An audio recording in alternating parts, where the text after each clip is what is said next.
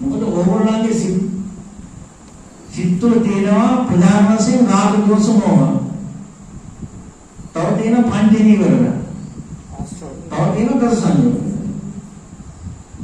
එහෙනම් ඔය 22 හිතේ තියෙන තාක්කල් අපි සසරේ. ඔය මොනවාද? කෙලස් පොඩි තුනනේ. කෙලස් පොඩි තුනක් ඉතුරු තියෙන තාක්කල් අපි සසරේ.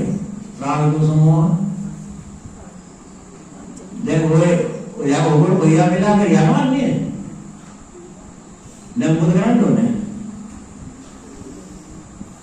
ඔය කෙලස් පොඩි තුන හලන්න ඕනේ මේක. වහන කරා. පින්වත්නි මේක මට තියාගන්න මේක වාහනයක් කියන්නකො. මේක වාහනයක්. මේ වාහනේ 30ක් තලයේම දුවනවා. ඔය කියන වාහන දැන් අන්‍ය පිටල් වෙලා තියෙන වාහන තියෙනවා. මාර්ගාපියවත් තියෙනවා. ඊළඟට මොනවාද මේකක් මෙහෙම කරපුවක් තියෙනවා. ඕනේ දෙයක්. මම නිකන් කියන්නේ. දැන් ওই වාහනේ දැන් අරන් ආවනේ අපි.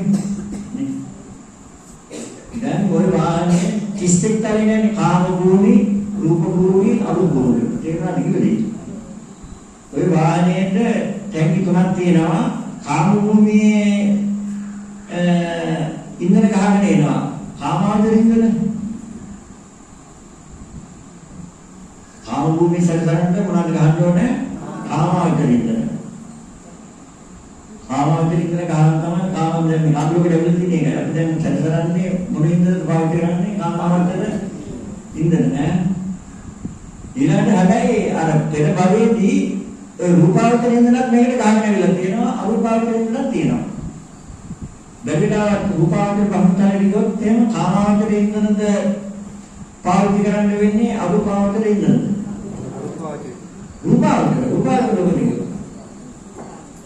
අර ඉස්තර දෙකම යම තියෙනවා. අරූපාවචර ලෝකෙදී ඊට පස්සේ අරූපාවචර ඉන්ධන තමයි පාවිච්චි කරන්නේ. කල්පනා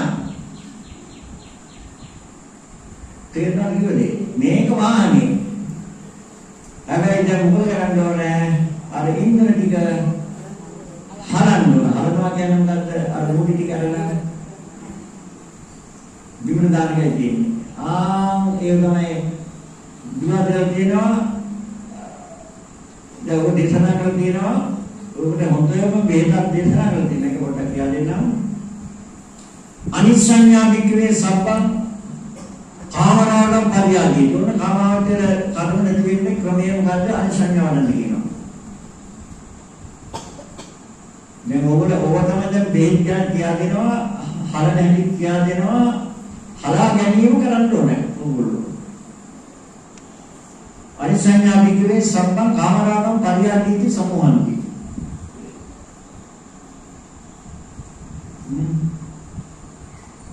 අනිසඤ්ඤා වඩන කෙනාට සබ්බං කාමරාගම් පරියාදීති සමෝහන්ති. අනිසඤ්ඤා වික්‍රේ සබ්බං රූපරාගම් පරියාදීති සමෝහන්ති. එකම වේදයි එකම කමකමයි. දෙවෙනි ඉන්ද්‍ර ටිකක් නැති කරගන්න පුළුවන්. දෙවෙනි ඉන්ද්‍ර මොකද්ද? රූපාවචර කර්ම. අනිසඤ්ඤා වික්‍රේ සබ්බං අරූපරාගම් පරියාදීති සමෝහන්ති. දැන් තේරුණා නේද? දැන් අපි ඉදිරියට කතා කරන්නේ මේ සිලබස් එක තාම කතා නොවක් තියෙන සිලබස් එකක් තමයි. සමුදේ වගේ විදර්ශනා කරන්න යන්නත් දැන් ඉදිරියේදී අපි දැන් මොකද කරන්න ඕනේ? අනිසඤ්ඤාව වඩනකොට බුදුහාමුදුරුවෝ පැහැදිලිව දේශනා කරලා තියෙනවා. අනිසඤ්ඤා වික්‍රේ සබ්බං කාමරාගම් පරිය. කාමරාගය කියන්නේ මොකද්ද? කාමාවචර කර්ම, කාමාවචර ඉන්ධන. ඒකේ තියෙන දෙපැත්තක්. මොනවද දන්නවද?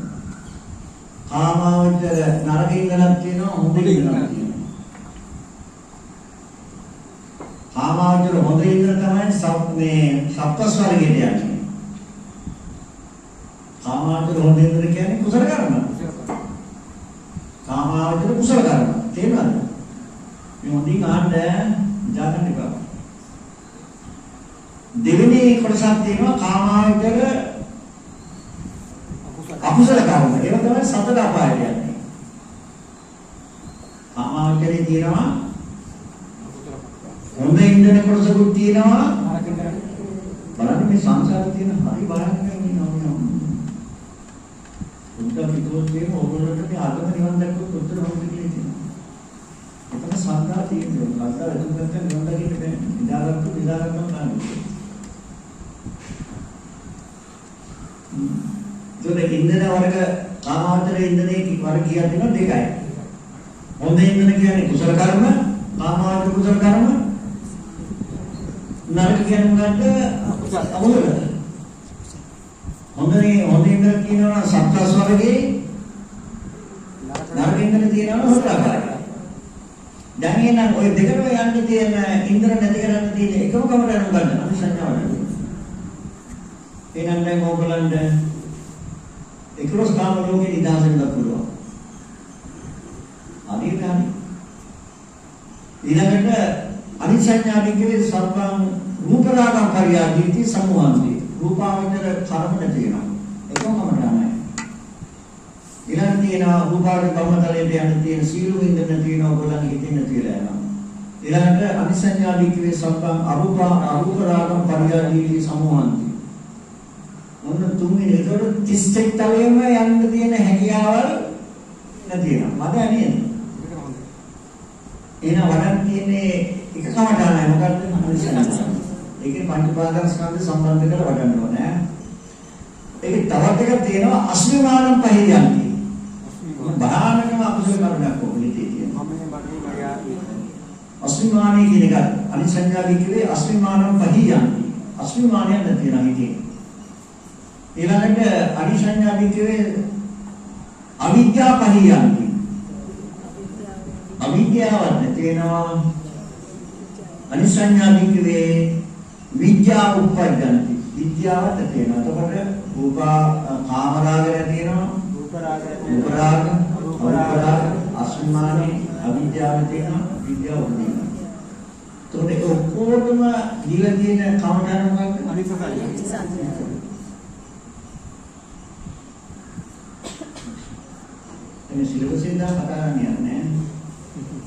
මොකද තේරුම් කරගන්න ඕන එකක් ඒ සත්පුරුෂ සංසේවය දැන් සෝතාපට්ටියන් හතරනේ. දැන් ওই හතර තියනවා කියලා සුන්දරද ධම්මදින බුදුහාමුදුරුවෝ කිව්වා. ඒකට සුලද්දම්මෝ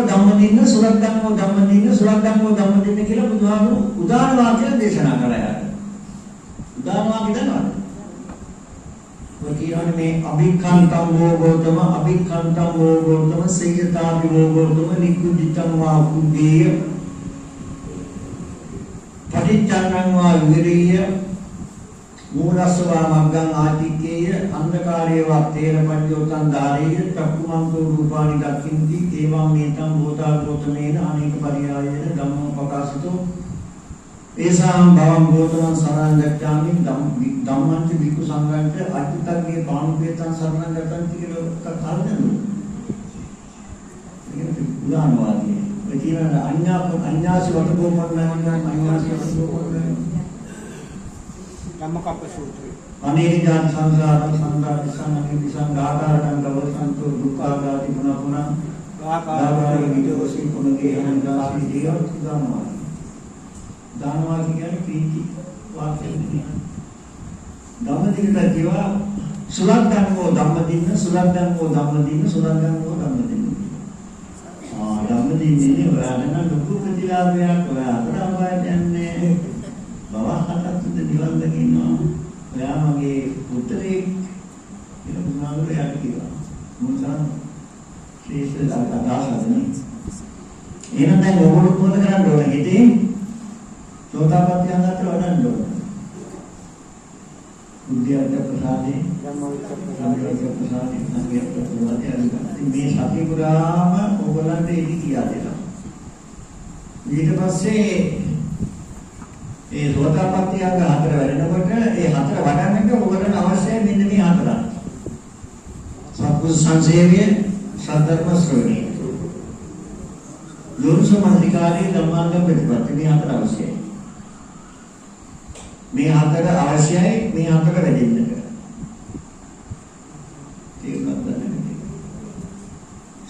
සංසේවය අවශ්‍යයි. તો සත්පුරුෂයන් වහන්සේලා කියන්නේ ධර්ම අවබෝධ කරගත්තා වූ ආර්යයන් වහන්සේලා. නේද?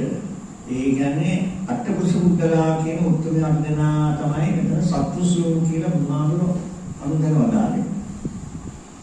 හරි ඊළඟට ඒ උන්වහන්සේලා දේශනා කරන්නේම ධර්ම.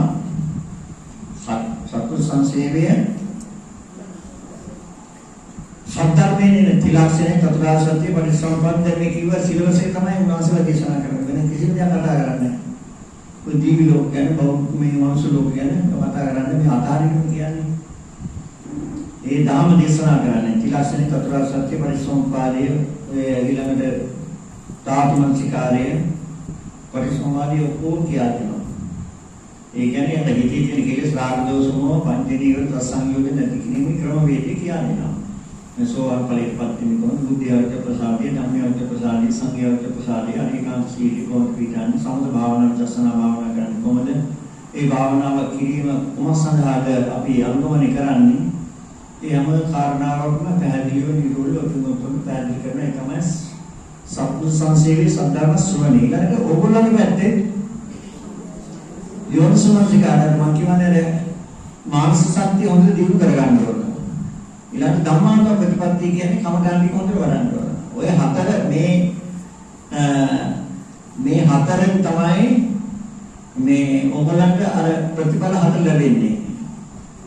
බුද්ධියවිත ප්‍රසාදයේ, ධම්මයවිත ප්‍රසාදයේ, සංඝයවිත ප්‍රසාදයේ අනිකාන්ත සීලය කියනවා වූ සෝතාපට්ටි අංග හතර තමාගේ හිත තුළ වැඩෙන්න නම් මේ හතර අත්‍යවශ්‍යයි. සත්පුරුෂ සංසේවය, සද්ධර්ම ශ්‍රවණය, යෝනිසමස්කාරය, ඉමේකෝ තත්තාරෝ ධම්මා භාවිතා. මෙන්න මේ හතර හරියට වඩන කෙනෙක් වෙනවා නම් මහා පඤ්චාය සම්මතති. මහා ප්‍රඥාවට යනවා. මහා ප්‍රඥාව කියනද නිවන් දකින්න. තත්තාරෝ මේ වික්කවේ ධම්මා භාවිතා බෞද්ධිකතා මහා පඤ්චාය සම්මතති. කතමේ තත්තාරෝ සත්පුරුෂ සංසේවෝ සද්ධම්ම ශ්‍රවණ යෝනිසමස්කාරෝ ධම්මානුව ප්‍රතිපත්ති. ඉමේකෝ තත්තාරෝ ධම්මා භාවිතා මහා පඤ්චාය සම්මතති. හරි දැන් ඉතින් ඒ ටික කිව්වා ඉවරයි. දැන් මේ සිලබස් එක ගැන කතා කරේ. ඉදිරියට ඉතින් ඔය සීලය ගැන කතා කරනවා. සද්ධා භාවනාව, සමාධි භාවනාව, කායගත සති භාවනාව, මෛත්‍රී භාවනාව, ඊළඟට විශේෂයෙන් කරන් තියෙන්නේ ඉන්ද්‍රිය භාවනාව.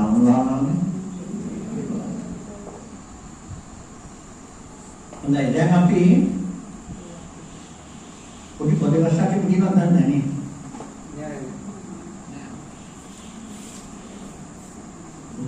පොදවසකට තියෙන මොලේ සෞතු වේරයි. තෙන්ගොත්තේ මලම් තමයි. මේ වයින්නේ පොඩි වෙලාවක් එනවා මේ සක්මන් කරන්න සක්මම කියලා දෙන්න නෑ අලුතෙන් ආවා කියන. දැන් අපි අර බුද්ධියවට ප්‍රසාදී කියව නේද? සෝතාපට්ඨියංග.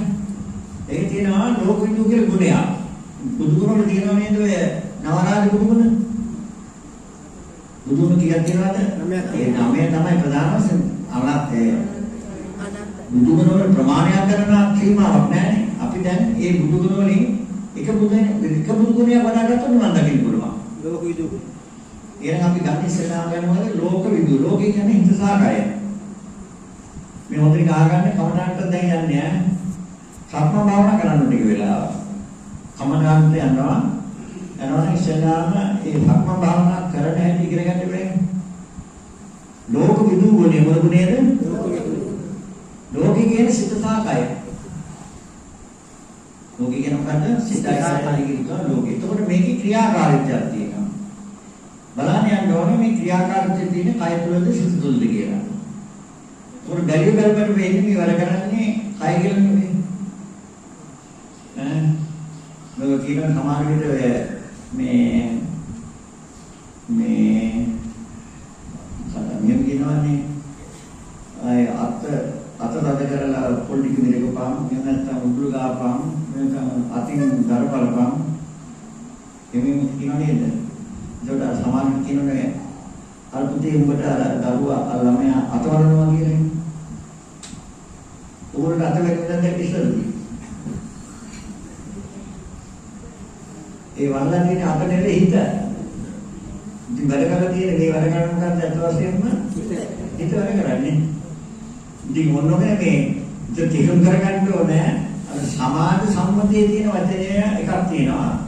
හැබැයි මුල් සම්මතය කියලා තව එකක් තියෙනවා. සම්මුති සත්‍යයයි පරමාර්ථ සත්‍යයයි දෙකන්නේ. සම්මුති සත්‍යයයි දැන් අපි යන්න ඕන සම්මුතිය සත්‍යයේ අභිබවා පරමාර්ථ සත්‍යයට යන්න ඕන. සම්මුතිය අදාළ වෙන්නේ විඥාණයට මායාවේ උපකරණ වලට. තේරුණාද? පරමාර්ථයයි කියන්නේ හතන ඉන්ද්‍රිය මොන ඉන්ද්‍රියද? පංච ඉන්ද්‍රිය.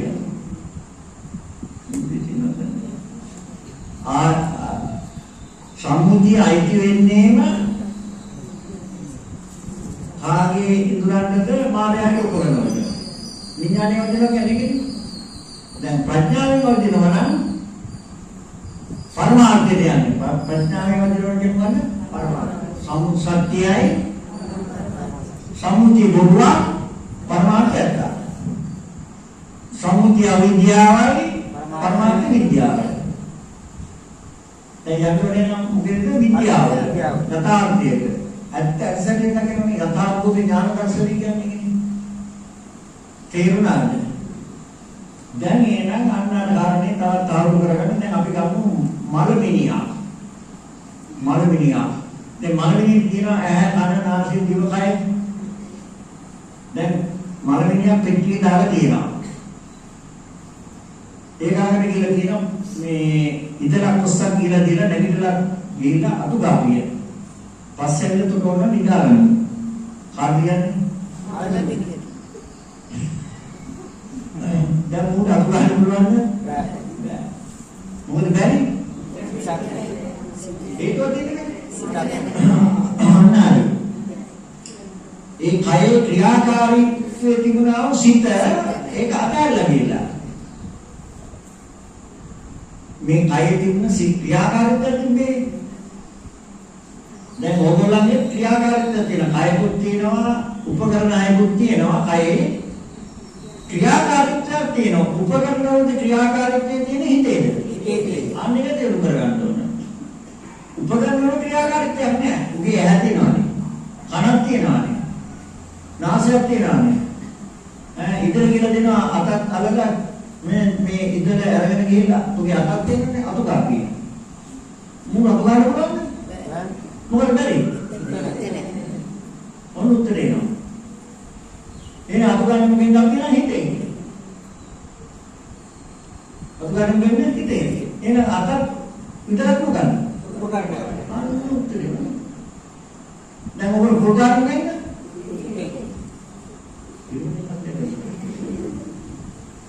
ප්‍රෝග්‍රෑම් එකෙන්ද? හිතේ. අතයි විමනේ මොකක්ද? අතකොට ආ කරන්නේ? එන්නේ නැද්ද? එයා පරපුරුද්ද දෙනවා. ගෙදරදී නැහැමිනෙන් ආ කරන්නේ මෙහෙදි කරන්නේ. ආ කරන්නේ දෙන්න? ඉතින් ලුණු බලන්න වෙන්න? සිතෙන්. ආයි පොල්ගන්න. ලුණු වෙන්න ඉතින්. දියු මොකක්ද? ඔබ මයිතිය වලන්නේ මොකෙන්ද? ආයෙත් මම දෙන්නේ ඇහෙන් කියලා. ඉතින් බලන්න මොකෙන්ද? ඉතින් ඇහමකට උපකරණයක්. ශ්‍රීරන්තේ පැහැදිලිනේ. සමාජ සම්මුතිය ආදී විදිහට සම්මුතිය විදිහට පරමාර්ථ සත්‍යයේදී එහෙම පනවන්න බෑ. එහෙනම් හැම වෙලාවම කරන්නේ ඉතින්. උපකරණයක් තියෙනවා. ඇහෙන් බලන්න බෑ බලන්නේ හිතෙන්. කනෙන් අහන්න බෑ අහන්නේ හිතෙන්. නාසයෙන් ගඳ සුවඳ බලන්න බෑ ඒකක් හිතෙන්. ආග්‍රහණය කරන සිත. දිවෙන් රස බලන්න බෑ රස බලන්නේ සිතෙන්. කයින් පහස ලබන්නත් බෑ පහස ලබන්න සිතෙන්. මනෙන් මෙනෙහි කරන්නත් බෑ මෙනෙහි කරන සිතෙන්. සිත් 6යි උපකරණ 6යි. මනමිනී උපකරණ තියෙනවා ඒක තමයි මන කියන උපකරණේ නෑ අනිත් උපකරණ පහම තියෙනවා. කිසිම වැඩක් කරන්න බෑ හේතුව හිත ඒක අතහැරලා ගිහලා තියෙන නිසා. දැන් පැහැදිලිද? අද දැන් පැහැදිලි නේද? ඒතකොට එන හැම වැඩක්ම කරන්න බැන්නේ සිතේ. දැන් ඔබ පැහැදිලිනේ. දැන් ඔබ සුණාත ධාරේ ඊළඟ තරහේ යන්න ඕන. තරහෙන් තමයි ඔබට දැනීමක් එන්නේ. දැන් ඊට පස්සේ මේ කය දැන් සක්මන් භාවනාවට යන්නේ. කය තියෙන උපකරණය කකුල් දෙක. කය උපකරණයක් තියෙන මොකද්ද? කකුල් දෙක. දැන් මේ කකුල් දෙක උපකාරී කරගෙන කය උපකාරී කරගෙන දැන් අපි මොකද කරන්නේ? ප්‍රායෝගිකව මේක පුරුදු කරනවා. ඔසවන සිත. දැන් මේ කකුලට ඔසවන්නේ සිතද ක්‍රියාකාරී වෙන්නේ. සිතන්නේ ඔසවන සිතනේ. ඊළඟට ඔසවන සිතෙන් ගෙනියන්න පුළුවන්ද? එනියන් ගෙනියන්නේ සිත. මේ වැඩ කරන්නේ හිත. අතන මේ වැඩ කරන්නේ හිත. ඊළඟට තබන්නේ සිත.